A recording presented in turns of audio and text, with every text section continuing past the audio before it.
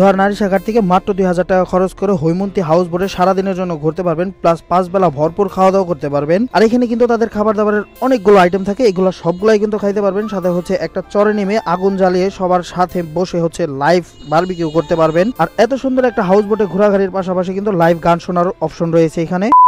Hello, আসসালামু আলাইকুম everyone, কি অবস্থা সবার, কেমন আছেন সবাই? তো ইন্ট্রো দেখে কিন্তু সবাই বুঝে গেছেন যে আমরা আজকে কোথায় যাচ্ছি। তো সকাল সকাল আমি আর দীপু ভাই বের হয়ে গেছি। তো ফার্স্টে কিন্তু আমরা বাইক নিয়ে বের হয়েছিলাম, বাইকটা হচ্ছে আন্টির বাসায় রেখে আমরা হচ্ছে আবার রিক্সা দিয়ে চলে যাচ্ছিলাম নারিশা পশ্চিম চর স্কুলের পিছনে যে ঘাটটা আছে, যেখানে আমাদের হৈমন্তী হাউস বোটটা ওয়েট করতেছে আমাদের জন্য। তো আমরা কিন্তু চলে এসেছি নারিশা পশ্চিম চর স্কুলের পিছনে যে ঘাটটা আছে ওই ঘাটে। এখানে কিন্তু বেশ কিছু বোট আছে, হাউস বোট। তবে এত কিছু বাদ দিয়ে কিন্তু আমরা হৈমন্তী হাউস বোটেই উঠে যাব, কারণ হচ্ছে এখানকার সবচেয়ে সেরা বোট হচ্ছে হৈমন্তী হাউস বোট। তো এখানে হচ্ছে আমরা সকল ভাই ব্রাদাররা যারা যারা আসছে এখানে একসাথে এসে ছবি টবি তুলতেছিলাম, কিছু ভিডিও টিডিও নিলাম। তো এখানে সবার সাথে ছবি টবি তুলে হচ্ছে আমরা সরাসরি ভোটে উঠে যাইতেছিলাম এবং আমরা কিন্তু সবাই একসাথে ভোটে উঠতেছিলাম। আর এখানে যাদেরকে দেখতেছেন আমরা সবাই কিন্তু খুবই কাছের ভাই ব্রাদার। তো আমরা সবাই কিন্তু উঠে গেছি হৈমন্তী হাউস বোটে। তো চলেন ফার্স্টে হচ্ছে হৈমন্তী হাউস বোটে লগি সহ এবং হচ্ছে বেচিন থেকে শুরু করে রুম টুম সব দেখাবো। ফার্স্টে আপনাদেরকে এই জিনিসটা দেখায় নি আগে। তো ফার্স্টে দেখাবো তাদের লগিটা কিন্তু খুব বেশি সুন্দর, আমার কাছে পার্সোনালি অনেক বেশি পছন্দ হয়েছে। আর এই সাইডে হচ্ছে যারা বই পড়তে খুব ভালোবাসেন তাদের জন্য কিন্তু এখানে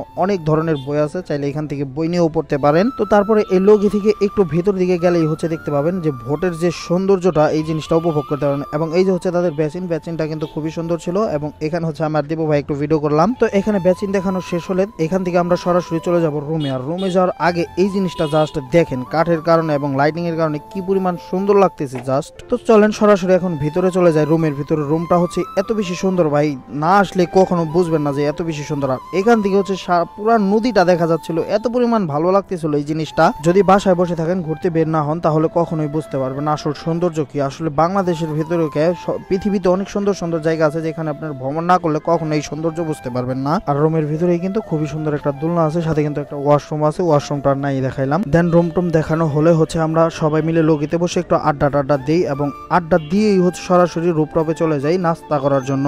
এবং রুফটপে নাস্তা করার জন্য এসে কিন্তু আমরা এখানে বেশ কিছু ছবি টবি তুলি, যাতে স্টোরি দেওয়া যায় বা পোস্ট করা যায়। আর উপরে খুবই সুন্দর একটা পরিবেশ ছিল, সাথে বাতাস আর রোদ কিন্তু একসাথেই ছিল। আর আমরা কিন্তু এদিকে ছবি টবি তুলতেছিলাম। আর এদিকে কিন্তু ভাইয়ের আমাদের জন্য খাবারগুলো রেডি করতেছিল এবং খাবারের কিন্তু সুন্দর করে ডেকোরেশন করে সাজাইতেছিল এক প্লেটের ভিতরে। তো এই যে দেখেন আমাদের খাবারটা কিন্তু সম্পূর্ণ রেডি হয়ে গেছে। আর এখনো প্রচুর রোদ থাকার কারণে কিন্তু প্রত্যেকটা টেবিলের উপরেই ছাতা আছে। জাস্ট খিচুড়িটা একটু দেখেন। আর সবচেয়ে মজার একটা বিষয় হচ্ছে এই যে গরুর মাংসটা দেখতে পাচ্ছেন, এটা খুবই ঝাল করে রান্না করা হয় এখানে। অনেক বেশি ঝাল হওয়ার কারণে কিন্তু এই খিচুড়িটা মাংস দিয়ে খাইতে অনেক বেশি মজার হয়, যেটা অনেক বেশি ভালো লাগে। আর আমাদের সাথে কিন্তু অভি ভাই বসছিল, নুলি বাবা। এই যে সে কিন্তু নুলি পাইছে একটা, নুলির ভিতরে দেখেন কি পরিমাণ এই যে ক্যালসিয়াম না কি বলে এটাকে, দেখেন হিউজ পরিমাণ ক্যালসিয়াম আছে এটার ভিতরে। সকালে নাস্তা শেষ করে কিন্তু সবার জন্য হচ্ছে এখানে মাঠা ছিল। উপরে থেকে নাস্তাটা শেষ করে আমরা লগিতে এসে সবাই মিলে অনেকক্ষণ বসে আড্ডা দিয়েছিলাম সবাই মিলে ঝিলে। তো লগি থেকে সরাসরি রুমে চলে আসি একটু রিল্যাক্স হওয়ার জন্য। বাট রুমে এসে সাইড দিয়ে জানলা দিয়ে দেখতে পাই যে আমাদের উপরে হচ্ছে পদ্মা সেতু। আর তারপরে আমি আবার ভিডিও চালু করে দেই। তারপরে আমরা আবার রুফটপে চলে আসি গান টান গাওয়ার জন্য। তারপরে গান টান গাওয়া শেষ করে আমরা এই পরিবেশে অনেকক্ষণ যাবত উপরে বসে রিল্যাক্স করেছি। তো তারপরে হচ্ছে পদ্মা সেতু ব্রিজের নিচে যে একটা চর আছে, আমরা ওই চরের সামনেই হচ্ছে ঠিক দাঁড়াই এবং দাঁড়ায় হচ্ছে আমরা ভোর থেকে সবাই নেমে যাই। এবং এখানে দাঁড়ানোর পরে কিন্তু ভাই ব্রাদাররা মিলে অনেক বেশি ছবি টবি তুলছে এবং অনেক বেশি এনজয় করছি সবাই মিলে। তো পদ্মা সেতুর নিচ দিয়ে কিন্তু আমরা অনেক বেশি মজা করেছি সবাই মিলে। এবং পদ্মা সেতুর নিচে অনেক বেশি মজা করার পরে রুমে আসার সাথে সাথে পেয়ারা মাখা দিয়ে যায় আমাদেরকে। এবং এই পেয়ারা মাখাটা খেতে কিন্তু অনেক বেশি মজার ছিল, পার্সোনালি আমার কাছে অনেক বেশি ভালো লাগছে। রোদের ভিতরে দৌড়াদৌড়ি করে সেটা খাইছি। তো পেয়ারা মাখাটা খাওয়া শেষ করে কিন্তু আমরা আবারও উপরে চলে আসি দুপুরের লাঞ্চটা করার জন্য। আর এদিকে আমাদের দুপুরের লাঞ্চটাও কিন্তু ঠিক সকালের মতোই ডেকোরেশনটা করতেছিল। খিচুড়িটা যেরকম সুন্দর করে সাজিয়ে দিয়েছিল, এটাও কিন্তু ঠিক সুন্দর করে সাজাইতেছে। তো এই যে এখানে দেখেন আমাদের দুপুরের খাবারটাও কিন্তু একেবারে রেডি হয়ে গেছে। আমাদের দুপুরের খাবারের আইটেমে ছিল এখানে হাঁসের মাংস, ইলিশ মাছ, আলুর ভর্তা, ইলিশ মাছের লেজের ভর্তা, শুটকি মাছের ভর্তা এবং হচ্ছে ডাল, এবং তার সাথে লাউ দিয়ে আরো একটা তরকারি রান্না করা হয়েছিল। এখানে এতগুলা খাবারের আইটেমের ভিতরে শুটকি মাছের ভর্তাটা যে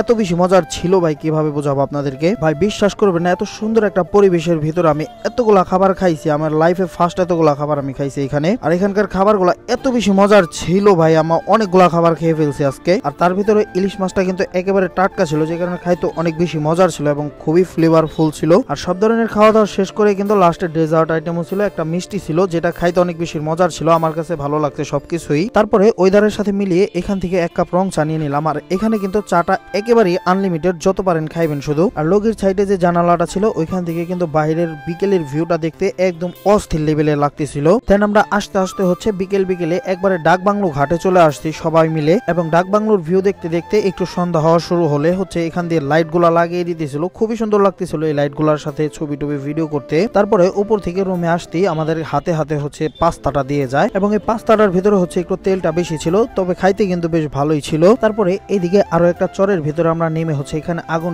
ধরাইয়া দিতেছিলাম, এবং তার সাথে হচ্ছে আগুন ধরায় এই সাইডে হচ্ছে একবারে লাইভ হচ্ছে বারবিকিউ পূর্তি ছিল। বারবিকিউটা সম্পূর্ণ পুরো শেষ হয়ে গেলে কিন্তু আমরা সরাসরি উপরে চলে আসি, কারণ হচ্ছে এখন বারবিকিউটা আমরা সবাই মিলে খাবো। আর এইটাই কিন্তু হৈমন্তী হাউস বোটে আমাদের শেষ খাবার দাবার। আর বারবিকিউর সাথে কিন্তু ওয়ান টাইম যে গ্লাস আছে ওইটার 1 গ্লাস মজো আছে। তো অনেস্টলি বলতে গেলে তাদের সাথে সারাদিনের জার্নিটা খুব বেশি ভালো লাগছে, এবং তাদের সার্ভিসটা অনেক বেশি ভালো। আর এখানে যদি কেউ আসেন তাহলে আমি বলবো এখানে হচ্ছে 2000 টাকা থেকে শুরু এবং 5000 টাকা পর্যন্ত প্যাকেজ আছে, ওইগুলা নিতে পারবেন। আর যদি কেউ ভিডিও দেখে যান তাহলে অবশ্যই 10% ডিসকাউন্ট পাবেন আপনারা। তো তাদের সাথে যদি যোগাযোগ করতে চান তাহলে হৈমন্তী এই পেজে সবাই যোগাযোগ করতে পারেন। সো গাইস, আজকের ভিডিও এই পর্যন্তই। দেখা হচ্ছে নতুন কোনো ভিডিওতে। সবাই ভালো থাকবেন, সুস্থ থাকবেন, আল্লাহ হাফেজ।